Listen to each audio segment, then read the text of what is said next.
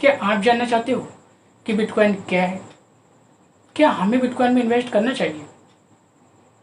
हमें total portfolio का कितने % अमाउंट बिटकॉइन में लगाना चाहिए या फिर इन्वेस्ट करना चाहिए? क्या बड़े लोग भी बिटकॉइन में इन्वेस्ट करते हैं? वो लोग भी क्रिप्टो करेंसी में पैसा लगाते हैं? ये सब जानने के लिए वीडियो को लास्ट तक देखते रहिए। तो सबसे पहले बात करते हैं कि बिटकॉइन क्या है। पहले के लोग आपस में व्यापार करने के लिए दो वस्तुओं का लेन देन करते थे। उस समय के लोग नोटों का इस्तेमाल बहुत कम मात्रा में करते थे। अगर किसी इंसान के पास दाल है और वह उस दाल के बदले चावल लेना चाहता है तो वह इंसान किसी ऐसे इंसान को अपनी दाल दे देता था जिसको उस दाल की ज़रूरत होती थी और बदले में उस इंसान से चावल ले लेता था।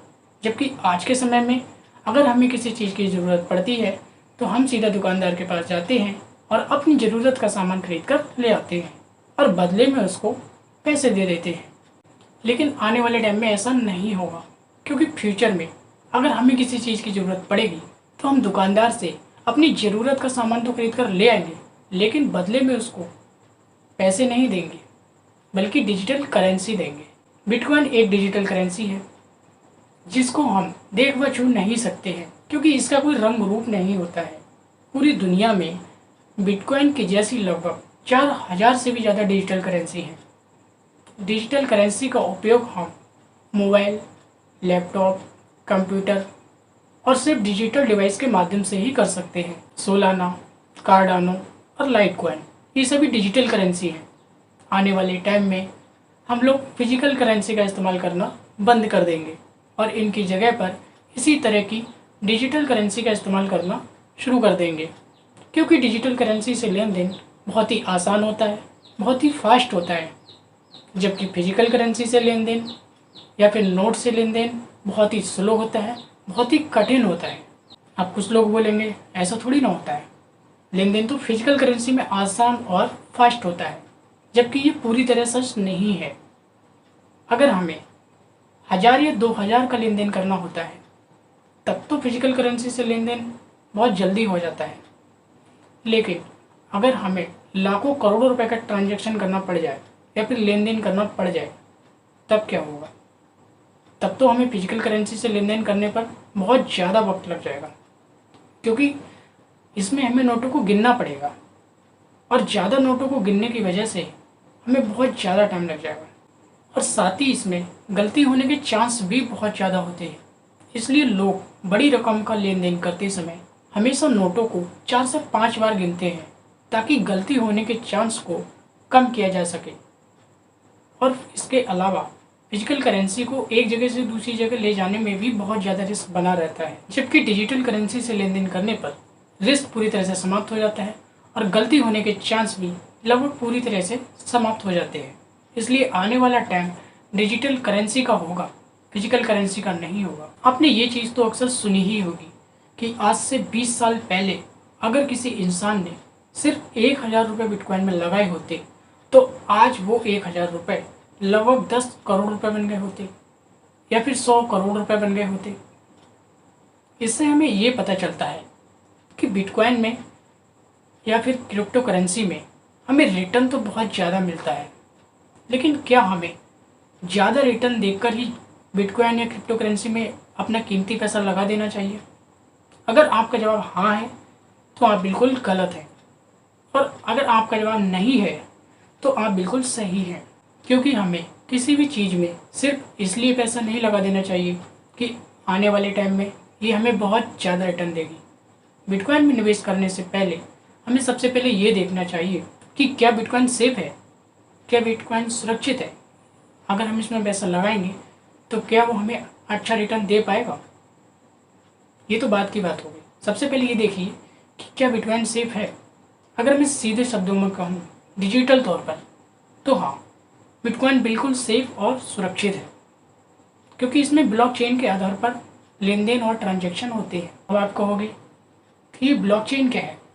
देखिए, अगर आप किसी को एक बिटकॉइन देना चाहते हो तो वह बिटकॉइन उस पर्सन के पास डायरेक्ट नहीं पहुंचेगा, बल्कि बहुत सारे कंप्यूटरों के माध्यम से पहुंचेगा। इसी को ब्लॉकचेन कहते हैं। इसके अलावा अगर आप बिटकॉइन में कोई लेन देन करते हैं तो उस लेन देन का रिकॉर्ड सिर्फ आपके या उस पर्सन के पास ही नहीं रहेगा, बल्कि बहुत सारे कंप्यूटर के पास भी उस लेन देन का रिकॉर्ड रहता है। इसीलिए बिटकॉइन या क्रिप्टो करेंसी को हैक करना बहुत ही ज़्यादा मुश्किल काम हो जाता है। लेकिन दूसरे शब्दों में बिटकॉइन काफ़ी रिस्की भी है, क्योंकि अगर कल को जाकर आपके साथ कोई धोखा हो जाए, कोई फ्रॉड हो जाए, तो आप शिकायत लेकर किसके पास जाओगे, किसको अपनी समस्या सुनाओगे? इसमें कोई देखरेख करने वाली रेगुलेटरी या संस्था तो होती ही नहीं है जो आपकी ज़रूरत पड़ने पर मदद कर सके या फिर आपकी बातों को सुन सके, समझ सके। जैसे अगर कोई बैंक फ्रॉड करती है तो उस पर आरबीआई नज़र रखती है, उस पर कार्रवाई करती है। उसी तरह अगर कोई इंश्योरेंस कंपनी आपके साथ फ्रॉड या धोखा करती है तो आप उस कंपनी की शिकायत IRDAI से कर सकते हो। उसी तरह अगर स्टॉक मार्केट में लिस्टेड कोई कंपनी आपके साथ फ्रॉड या धोखा करती है तो आप उस कंपनी की शिकायत सेबी से कर सकते हो और अपनी समस्या का हल निकलवा सकते हो। लेकिन अगर बिटकॉइन में आपके साथ कोई फ्रॉड हो जाए, कोई धोखा हो जाए, तो आप मदद के लिए किसके पास जाओगे? अपनी शिकायत लेकर किसके पास जाओगे? किससे इंसाफ मांगोगे? इसमें तो कोई ऐसी रेगुलेटरी या संस्था होती ही नहीं है जो ज़रूरत पड़ने पर आपकी मदद कर सके या फिर बिटकॉइन या क्रिप्टो करेंसी पर अपनी नज़र रख सके। पूरी दुनिया में सिर्फ 5 या 6 देश ही ऐसे हैं जिन्होंने अपने देश में क्रिप्टो करेंसी या बिटकॉइन को कानूनी कर दिया है या फिर लीगल कर दिया है। सरकार बिटकॉइन पर कोई नज़र तो रखती नहीं है, तो इसलिए बहुत सारे लोग इसमें ब्लैक मनी का भी पैसा लगा देते हैं। इससे देश में बहुत ज़्यादा करप्शन हो जाता है। इसके अलावा बिटकॉइन में कोई एसेट नहीं होता है, कोई सर्विस नहीं होती है। जैसे अगर आप स्टॉक मार्केट में लिस्टेड किसी कंपनी के अंदर इन्वेस्ट करते हैं, पैसा लगाते हैं, तो उसके पास कुछ एसेट होते हैं, कुछ सर्विसेज होती हैं जिनसे वह कंपनी पैसा कमाती है और उसी की वजह से उसका शेयर प्राइस जो होता है वो बढ़ता है और हम उससे पैसा कमाते हैं क्योंकि हमारे पोर्टफोलियो की वैल्यू बढ़ती है। जबकि बिटकॉइन में तो कोई एसेट ही नहीं होता है, तो फिर उसका शेयर प्राइस कैसे बढ़ेगा? और अगर उसका शेयर प्राइस नहीं बढ़ेगा तो फिर हमारा पैसा कैसे बढ़ेगा? हम पैसा कैसे कमाएंगे? ये सोचने की बात है। अब आप सोचोगे कि बिटकॉइन में तो बहुत सारे लोगों ने पैसा कमाया है। देखिए, जैसा कि हम पहले ही बात कर चुके हैं कि बिटकॉइन में किसी भी तरह का कोई एसेट नहीं होता है, कोई फंडामेंटल्स नहीं होते हैं जिससे कि इसका शेयर प्राइस बढ़ पाए। इसका प्राइस तो सिर्फ लोगों की ज़्यादा डिमांड होने की वजह से बढ़ता है। ज़रा आज सोचिए, अगर आने वाले टाइम में लोग समझदार हो जाएं और वो बिटकॉइन को खरीदना बंद कर दें, तब क्या होगा? ये बिटकॉइन नाम का बबल या गुब्बारा तो फट जाएगा ना, क्योंकि ये तो अंधेरे में तीर चलाने जैसा है कि आज मैं 10,000 में एक बिटकॉइन खरीद रहा हूँ, थोड़े दिन के बाद में कोई दूसरा इंसान मुझसे 20,000 में वो बिटकॉइन खरीद लेगा और कुछ दिनों के और बाद कोई तीसरा इंसान उस दूसरे इंसान से 30,000 में उस बिटकॉइन को खरीद लेगा। अब जरा आप सोचिए कि क्या वो दूसरा और तीसरा इंसान पागल है जो आपसे महंगे रेट में बिटकॉइन खरीदेंगे, जबकि उनको अच्छी तरीके से पता है कि बिटकॉइन के अंदर या फिर क्रिप्टो करेंसी में किसी भी तरीके का कोई एसेट या फिर फंडामेंटल्स होते ही नहीं है। इसलिए हमें बिटकॉइन में इन्वेस्ट करने से बचना चाहिए, क्योंकि ये एक जुए की तरह होता है जिसमें अगर हमारा तीर निशाने पर लगा तो हम करोड़पति बन सकते हैं, अरबपति बन सकते हैं, अरबपति बन सकते हैं, खरबपति बन सकते हैं। लेकिन अगर हमारा तीर निशाने पर नहीं लगा तो हम रोड पर भी आ सकते हैं, कंगाल भी हो सकते हैं पूरी तरीके से, अनिल अंबानी की तरह एग्जाम्पल के लिए। तो इसलिए हमें बिटकॉइन में इन्वेस्ट नहीं करना चाहिए। अब बात करते हैं कि हमें अपने टोटल पोर्टफोलियो का कितने % अमाउंट बिटकॉइन या क्रिप्टो करेंसी में लगाना चाहिए। देखिए, आपको ये तो पता लग ही चुका होगा कि बिटकॉइन बहुत ही ज़्यादा रिस्की होता है, बहुत ही ज़्यादा खतरनाक होता है, जिसमें डिमांड कम होने पर किसी भी समय आपका कीमती पैसा महज कुछ ही दिनों में 0 हो सकता है, शून्य हो सकता है। अगर आपने अपना 100% पैसा ऐसी खतरनाक जगह पर लगा रखा है तो आप किसी भी समय दिवालिया हो सकते हो, किसी भी समय बर्बाद हो सकते हो, किसी भी समय रोड पर आ सकते हो। इसलिए आपको बिटकॉइन या क्रिप्टो करेंसी में अपने टोटल पोर्टफोलियो का सिर्फ 1% या फिर अपने टोटल पोर्टफोलियो का सिर्फ 2% अमाउंट ही लगाना चाहिए। क्योंकि अगर आपने क्रिप्टो करेंसी में बहुत कम पैसा लगाया होगा तो कल को जाकर अगर बिटकॉइन डूब भी गया तो आपको उससे कोई ज़्यादा फर्क नहीं पड़ेगा, क्योंकि आपने अपने टोटल पोर्टफोलियो का बहुत ही छोटा सा हिस्सा लगाया होगा। अब बात करते हैं कि क्या बड़े लोग भी बिटकॉइन और क्रिप्टो करेंसी में पैसा लगाते हैं। देखिए, ऐसा कोई फिक्स रूल नहीं है कि सिर्फ छोटे और रिटेल इन्वेस्टर ही बिटकॉइन में पैसा लगा सकते हैं। अमीर और बड़े लोग बिटकॉइन और क्रिप्टो करेंसी में पैसा नहीं लगा सकते हैं। आपने इलॉन मस्क का नाम तो सुना ही होगा। वो स्पेस एक्स और टेस्ला जैसी बड़ी कंपनियों के CEO हैं, अर्थात उस कंपनी के मालिक हैं। उन्होंने भी बहुत बड़ा पैसा बिटकॉइन के अंदर लगा के रखा है। माइकल सेलर ने भी बहुत सारा पैसा बिटकॉइन या क्रिप्टो करेंसी में लगा रखा है। इससे हमें ये पता चलता है कि बड़े लोग भी बिटकॉइन और क्रिप्टो करेंसी में पैसा लगाना पसंद करते हैं। लेकिन ये लोग अपना सारा पैसा बिटकॉइन या क्रिप्टो करेंसी में नहीं लगाते, बल्कि अपने पोर्टफोलियो का बहुत छोटा सा हिस्सा ही क्रिप्टो करेंसी या बिटकॉइन में लगाते हैं। इसलिए हमें भी और आपको भी बिटकॉइन या क्रिप्टो करेंसी में इन्वेस्ट करने से पहले एसेट एलोकेशन का अच्छे से ध्यान रखना चाहिए।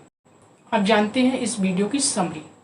पहले सवाल की समरी ये है कि बिटकॉइन एक डिजिटल करेंसी है जो कि हमारे लेन देन को आसान और फास्ट बनाता है, और साथ ही इसकी गलती करने के चांस भी फिजिकल करेंसी की तुलना में काफ़ी हद तक कम हो जाते हैं।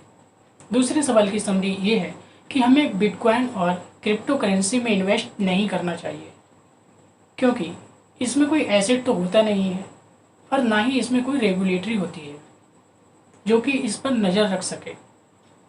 इसके साथ ही बिटकॉइन का प्राइस सिर्फ इसलिए ऊपर जाता है क्योंकि बहुत ज़्यादा डिमांड होती है, जो कि डिमांड कम होने पर कभी भी इसका प्राइस क्रैश कर सकता है और हमारा सारा पैसा जीरो भी हो सकता है। इसलिए हमें बिटकॉइन में इन्वेस्ट नहीं करना चाहिए। दूसरे सवाल की समरी ये है कि बिटकॉइन और क्रिप्टो करेंसी में बहुत ज़्यादा रिस्क होता है, इसलिए हमें अपने टोटल पोर्टफोलियो का सिर्फ 1% या फिर अपने टोटल पोर्टफोलियो का सिर्फ 2% अमाउंट ही बिटकॉइन या क्रिप्टो करेंसी में लगाना चाहिए। दोस्तों, चौथे और आखिरी सवाल की समरी ये है कि बड़े लोग भी बिटकॉइन में पैसा लगाना पसंद करते हैं। उनको भी बिटकॉइन और क्रिप्टो करेंसी पसंद आते हैं, लेकिन वो लोग अपना सारा पैसा बिटकॉइन या क्रिप्टो करेंसी में नहीं लगाते हैं, बल्कि अपने पोर्टफोलियो का बहुत ही छोटा सा हिस्सा इन चीज़ों में लगाते हैं। तो आप भी अपने एसेट एलोकेशन का पूरी तरीके से ध्यान रखें। तो आज की इस वीडियो को यहीं पर समाप्त करते हैं। आशा करता हूँ कि ये वीडियो आपकी नॉलेज को ज़रूर बढ़ाएगा। फाइनेंस, म्यूचुअल फंड और शेयर मार्केट से जुड़ी नॉलेजेबल वीडियो को देखने के लिए इस चैनल को सब्सक्राइब कर लीजिए और घंटी पर क्लिक करके ऑल नोटिफिकेशन पर भी क्लिक कर लीजिए। Thank you for watching. Subscribe for more videos. Please like, share and comment.